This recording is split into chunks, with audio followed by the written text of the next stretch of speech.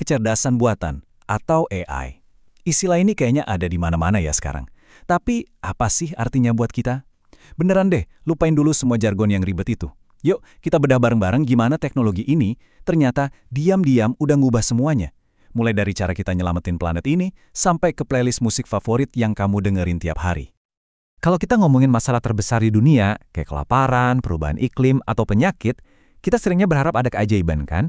Tapi gimana kalau solusinya itu bukan keajaiban, melainkan barisan kode komputer? Jadi pertanyaannya sekarang udah bukan lagi bisa nggak sih teknologi ngebantu, tapi lebih ke gimana caranya kita manfaatin kekuatan AI ini biar benar-benar bisa jadi jawaban. Nah, kita mulai dari situ. Oke.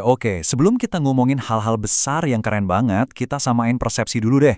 Biar kita benar-benar paham potensinya, kita harus tahu dulu dong AI itu sebenarnya apa sih. Jadi yuk kita mulai dari dasarnya.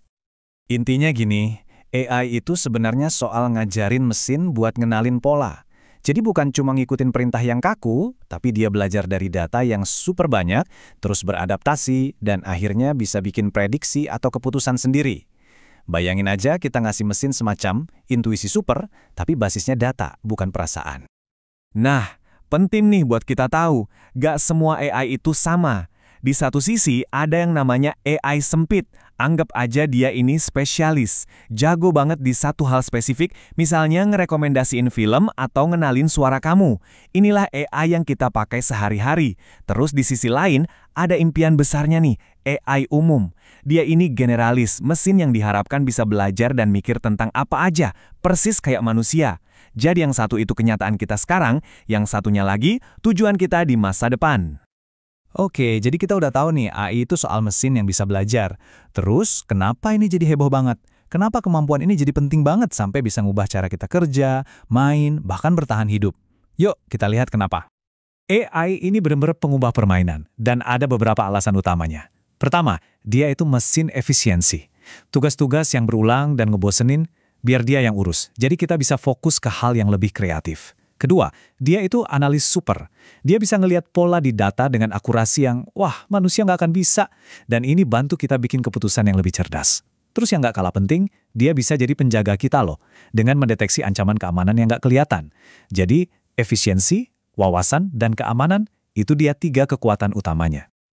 Sekarang, dari urusan bisnis, yuk kita beralih ke sesuatu yang jauh lebih besar. Gimana kalau kekuatan AI yang luar biasa ini kita pakai buat kebaikan bersama? Buat planet kita, buat masa depan kita semua. Dan ini bukan cuma angan-angan loh, AI sekarang ini beneran dipakai buat bantu kita mencapai tujuan pembangunan berkelanjutan atau SDGs dari PBB. Tahu kan, peta jalan global buat ngatasin kemiskinan, ketidaksetaraan, dan perubahan iklim.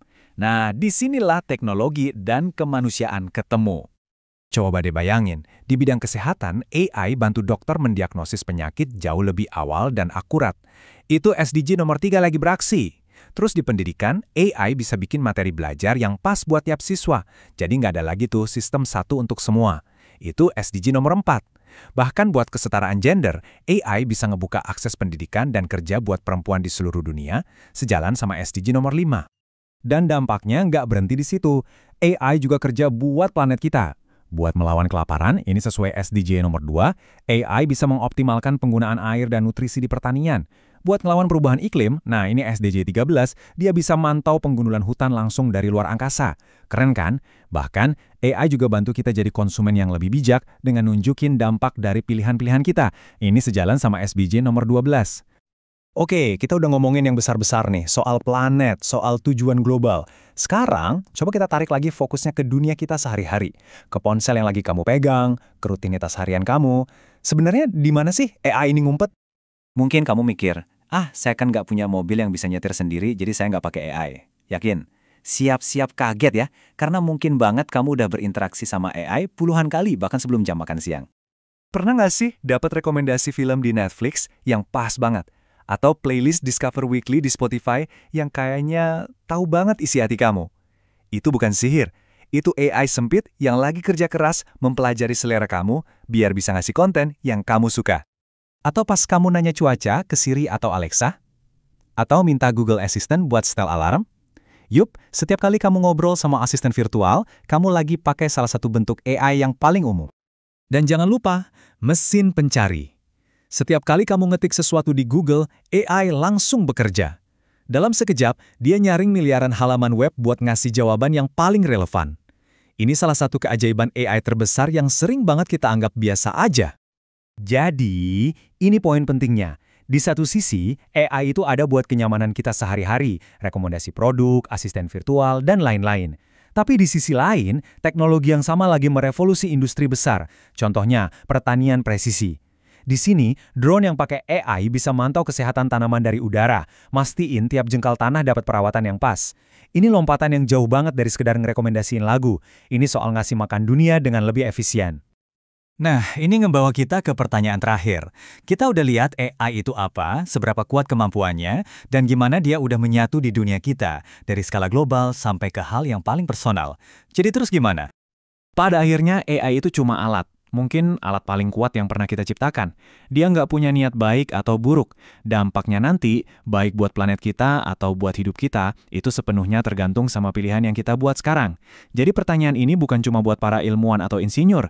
Ini buat kita semua. Masa depan kayak gimana yang mau kita bangun dengan alat ini? Tanggung jawabnya ada di tangan kita.